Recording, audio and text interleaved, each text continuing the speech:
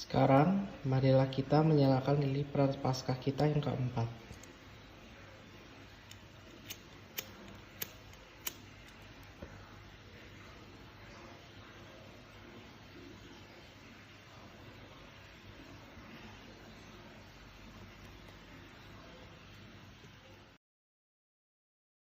Halo teman-teman semua, gimana kabarnya? Semoga baik-baik aja ya. Nah, kita akan memulai kebaktian kita. Sebelum kita lanjut, marilah kita berdoa. Ya Tuhan, terima kasih atas berkat anugerah dan penyertaan-Mu yang telah Kau curahkan pada kami ya Tuhan dalam 1 minggu ini ya Tuhan. Sebentar lagi kita akan memulai ibadah kami. Kiranya Engkau memberkati dari awal sampai akhir ibadah kami ini. Dalam nama Tuhan Yesus kami berdoa. Amin.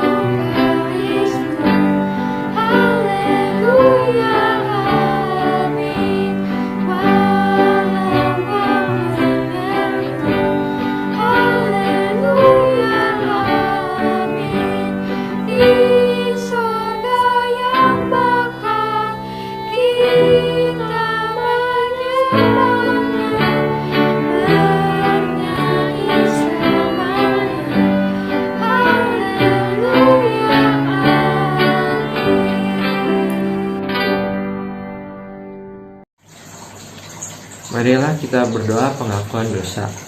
Teman-teman semua diajak untuk mengakui dosanya masing-masing secara pribadi. Lalu akan saya tutup dengan doa. Marilah kita berdoa.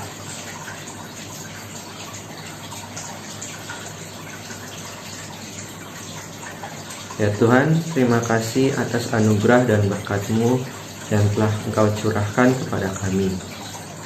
Kami anak-anak-Mu yang telah berdosa dan melakukan kesalahan secara sengaja atau tidak sengaja, Tuhan, kiranya Engkau dapat mengampuni kami dan kami akan terus berusaha untuk tetap berada di jalan-Mu saja Tuhan. Dalam nama Tuhan Yesus kami berdoa dan mengucap syukur. Amin.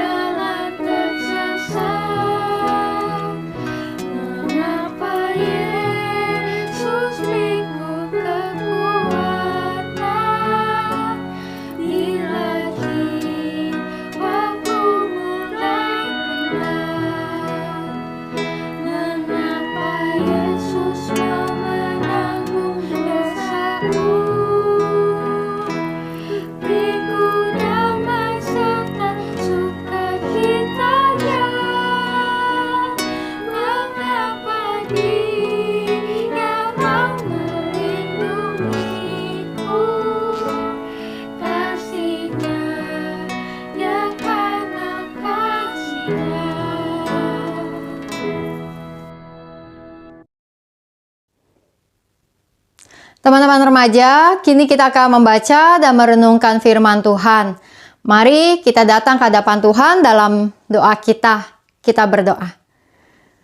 Tuhan yang Maha Kasih, kami akan membuka telinga kami untuk mendengar firman Tuhan. Dan terlebih-lebih, Tuhan biarlah kami membuka hati dan pikiran kami.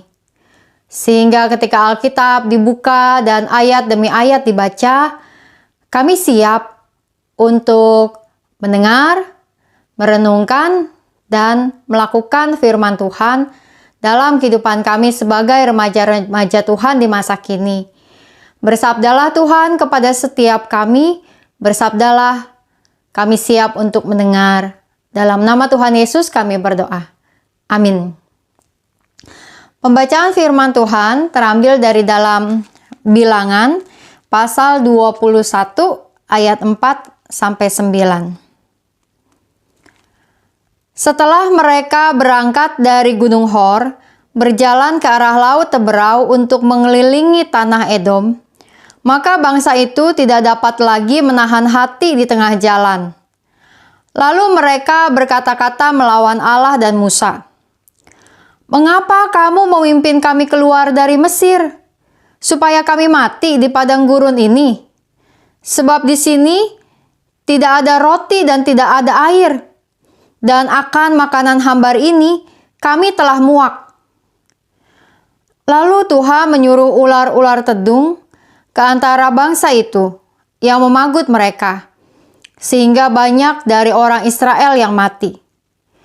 Kemudian datanglah bangsa itu mendapatkan Musa dan berkata, "Kami telah berdosa, sebab kami berkata-kata melawan Tuhan, dan engkau berdoalah kepada Tuhan, supaya dijauhkannya ular-ular ini daripada kami." Lalu Musa berdoa untuk bangsa itu. Maka berfirmanlah Tuhan kepada Musa, "Buatlah ular tedung, dan taruhlah itu pada sebuah tiang, maka setiap orang yang terpagut, jika ia melihatnya, akan tetap hidup." Lalu Musa membuat ular tembaga dan menaruhnya pada sebuah tiang. Maka jika seseorang dipagut ular dan ia memandang kepada ular tembaga itu, tetaplah ia hidup. Demikianlah bacaan firman Tuhan yang akan kita renungkan di hari ini. Teman-teman remaja yang dikasihi Tuhan, mengeluh seringkali menjadi satu kebiasaan yang dimiliki oleh banyak orang. Bagaimana dengan teman-teman remaja? Apakah kalian banyak mengeluh? Mengeluh dengan susahnya sinyal internet, mengeluh dengan pelajaran-pelajaran yang banyak, mengeluh dengan sikap teman-teman, mengeluh dengan orang tua kita, mengeluh terhadap banyak hal. Mengeluh seringkali menjadi satu kebiasaan yang kita lakukan ketika ada hal yang tidak kita sukai, yang tidak sesuai dengan diri kita. Nah, bangsa Israel terkenal sebagai bangsa yang rajin mengeluh. Ini bukan satu hal yang positif ya, tapi hal yang negatif. Di dalam perjalanan mereka keluar dari Mesir menuju tanah perjanjian, banyak hal yang mereka keluhkan. Salah satunya adalah apa yang kita lihat, dengar dari pembacaan Alkitab hari ini. Mereka mengeluh karena tidak ada air dan roti. Padahal kalau kita mengikuti kisah tentang perjalanan bangsa Israel keluar dari Mesir, setiap hari, kecuali hari Sabat, Tuhan tuh mengirimkan roti mana untuk mereka. Tapi mereka tidak puas dengan itu. Mereka ingin lebih. Mereka ingin punya makanan yang melimpah sesuai dengan apa yang mereka harapkan. Mereka mengeluh karena tidak ada air. Nah, sebelum pembacaan Bilangan 21 ini, teman-teman, di dalam Bilangan 20 ada kisah juga tentang orang Israel yang mengeluh soal air di Meriba. Teman-teman nanti bisa buka Alkitabnya ya, dari Bilangan pasalnya yang ke-20. ayat 2 sampai ayatnya yang ke-13. Di situ bangsa Israel juga mengeluh karena mereka tidak ada air. Sampai kemudian Musa memukulkan tongkatnya ke gunung batu dan kemudian keluarlah air dari situ. Jadi kalau bicara tentang kebutuhan mereka terhadap air dan roti atau makanan, sebenarnya di dalam perjalanan mereka Tuhan itu memperlihatkan bahwa Tuhan memberikan kepada mereka apa yang mereka butuhkan, makanan dan minuman. Namun masalahnya bangsa Israel ini dalam perjalanan keluar dari Mesir senang mengeluh. Mereka merasa tidak puas dengan segala sesuatu. Dan apa yang terjadi? Alkitab memperlihatkan bahwa kemudian Tuhan bahkan menyuruh ular-ular tedung. Apa itu ular-ular tedung? Ular-ular tedung adalah ular-ular berbisa, ya, jenis ular berbisa yang biasa ada di padang gurun. Ular-ular itu datang dan kemudian memagut. Memagut itu artinya menggigit, ya. Ular yang menggigit itu disebut memagut. Ya, dari kata pagut. Nah, lalu kemudian banyak dari antara mereka yang mati karena itu. Lalu mereka berseru-seru kepada Musa supaya Musa berdoa kepada Tuhan supaya mereka dijauhkan. Dan Tuhan kemudian menyuruh Musa membuat sebuah ular tedung untuk ditaruh di atas tiang dan Musa membuatnya dari tembaga. Nah, teman-teman, kita juga perlu berhati-hati ya di sini dalam menyimak kisah Alkitab. Karena ketika Alkitab mengatakan bahwa Tuhan menyuruh Musa membuat sebuah ular ditaruh di atas tiang, itu tujuannya bukan supaya orang-orang Israel kemudian melihat ular tersebut lalu kemudian menyembah ular tembaga tersebut. Bukan, ya. Ingat, di dalam 10 hukum Taurat, Alkitab mengatakan, jangan membuat bagimu patung yang menyerupai apapun. Lalu dibilang, jangan sujud menyembah kepadanya atau beribadah kepadanya. Maka ketika Musa membuat ular tembaga dan ditaruh di atas tiang sehingga orang-orang dari kejauhan bisa melihat ular itu, tujuannya bukan supaya orang-orang Israel menyembah ular tembaga yang dibuat oleh Musa. Namun, melihat ular tembaga itu, melihat ular tedung yang ada di atas tiang itu menjadi tanda bahwa mereka nurut, taat, mau denger sama Tuhan. Kalau sebelumnya mereka ngeluh-ngeluh, merasa bahwa mereka bakal mati karena Tuhan tidak ngasih makanan, tidak kasih minuman, maka hal itu disebabkan mereka tidak percaya pada pemeliharaan Tuhan. Yang setiap hari sudah mengirimkan roti mana dan berkali-kali memperlihatkan mukjizat bahkan memberikan air pada saat mereka kehausan. Maka memandang ular yang dibuat oleh Musa di atas tiang itu adalah sebuah sikap bahwa mereka mau taat, mau setia, mau dengar, nurut, percaya kepada Tuhan yang memerintahkan mereka untuk melihat kepada ular di atas tiang itu. Dan hal itu tentu adalah hal yang tidak mudah ya teman-teman. Kenapa? Karena ya ular itu adalah sesuatu yang mengerikan. Lalu kita memandang sebuah patung ular yang ada di atas tiang gitu ya, sementara sedang terancam atau habis dipagut, habis digigit oleh ular-ular tedung itu sendiri.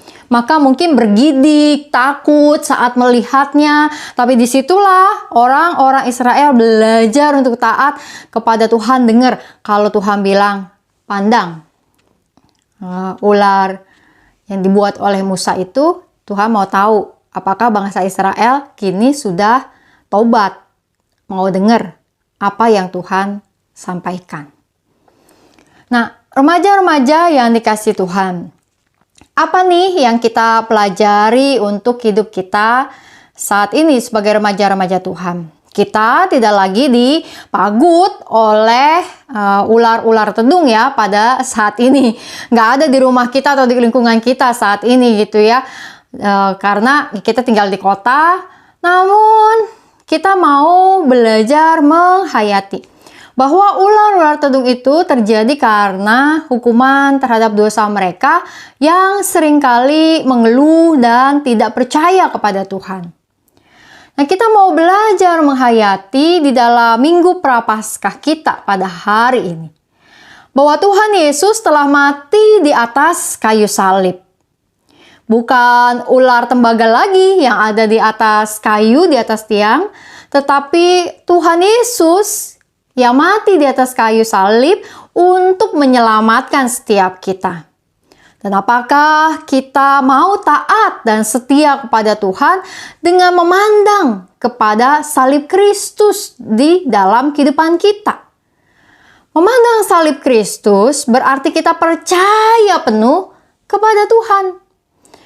Saat kita merasa bahwa hidup kita penuh dengan banyak hal yang susah, ketika kita mendapatkan pergumulan kita, ketika kita merasa letih, merasa capek dengan hidup kita, mari kita memandang kepada salib Kristus dan mengingat Tuhan yang sudah datang ke dalam dunia menyelamatkan dosa-dosa setiap kita. Tuhan yang menebus kita. Tuhan yang mengasihi kita. Kita mau memandang kepada Tuhan di dalam semua perjalanan hidup kita. Yang namanya masalah, yang namanya kesulitan, sampai kapanpun akan selalu ada dalam kehidupan kita sebagai manusia. Kita nggak bisa jauh atau lepas dari semua masalah dalam hidup kita. Yang jadi persoalan adalah apakah kita bersedia untuk menjalani semua hidup kita dengan kesusahannya, pergumulannya bersama Tuhan, atau kita menghabiskan energi kita untuk mengeluh terhadap segala sesuatu. Mengeluh terhadap pandemi, ya sekolah secara online, kita mengeluh, tapi mengeluh ketika kita bisa sekolah, datang ke gedung sekolah onsite, kita juga mungkin mengeluh. Kita mengeluh dengan guru kita yang ngajar lewat online secara virtual. Tapi mungkin juga saat kita ketemu dengan guru dan berhadapan secara langsung di kelas, kita mengeluh terhadap guru kita. Kita mengeluh terhadap orang tua kita. Di rumah kita nggak puas dengan mereka, kita nggak suka dengan kata-kata mereka, dengan perhatian mereka, dengan perbuatan mereka. Tapi kalau misalnya orang tua kita nggak perhatiin kita juga mungkin mengeluh. Nah, ada banyak orang yang senang dan rajin mengeluh. Semua itu terjadi karena kita tidak percaya bahwa ada hal yang baik dalam semua hidup kita. Nah, teman-teman remaja, di Minggu Prapaskah ini, ayo kita punya komitmen untuk stop, berhenti mengeluh dalam hidup kita, dan kita mau menjadi remaja-remaja yang percaya pada Tuhan, bahwa Tuhan mencukupkan kita. Tuhan menolong kita. Tuhan menjaga kita dalam segala sesuatunya. Maka mari habiskan energi kita untuk melakukan hal-hal yang menyenangkan, hal-hal yang positif daripada menghabiskan energi kita untuk mengeluh dan meragukan apa yang menjadi kuasa Tuhan. So, selamat menjalankan hidup kalian tanpa keluhan, dan mari bersukacita dengan setiap hari yang kita miliki, berpikir positif, dan selalu bersemangat di dalam Tuhan. Tuhan menolong kita. Amin.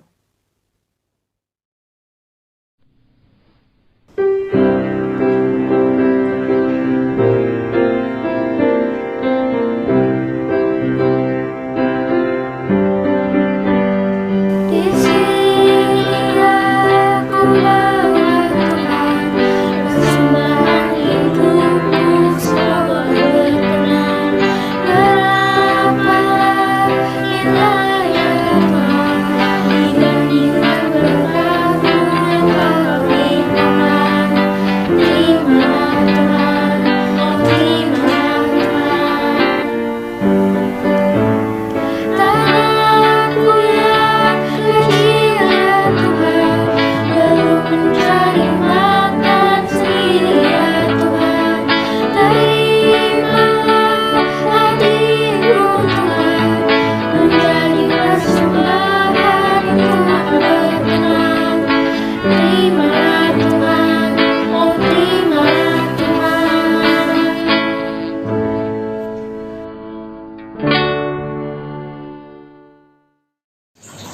Marilah kita bersyafaat. Ya Tuhan, kami akan berdoa untuk bangsa dan negara kami ya Tuhan, khususnya kepada pemerintah, tenaga kesehatan, kepolisian, dan juga untuk masyarakatnya Tuhan. Kiranya Engkau dapat memberkati mereka dalam kesehatan dan juga untuk semuanya Tuhan. Juga untuk teman-teman kami yang mungkin sedang sakit, kiranya Engkau dapat menjamah mereka, menyembuhkan mereka, agar mereka dapat beraktivitas kembali ya Tuhan. Juga untuk teman-teman kami yang mungkin sedang melaksanakan ujian-ujiannya Tuhan, berkati mereka dalam studi mereka ya Tuhan. Dan juga untuk pengurus di gereja GKI Gading Indah Tuhan, kiranya Engkau memberkati mereka, menguatkan mereka dalam menjalankan tugas-tugasnya masing-masing ya Tuhan. Dan juga untuk program-program yang telah kami buat ya Tuhan, kiranya Engkau memberkati agar dapat menyentuh para jemaat-jemaat remaja kami ya Tuhan. Dalam nama Tuhan Yesus kami berdoa dan mengucap syukur. Amin.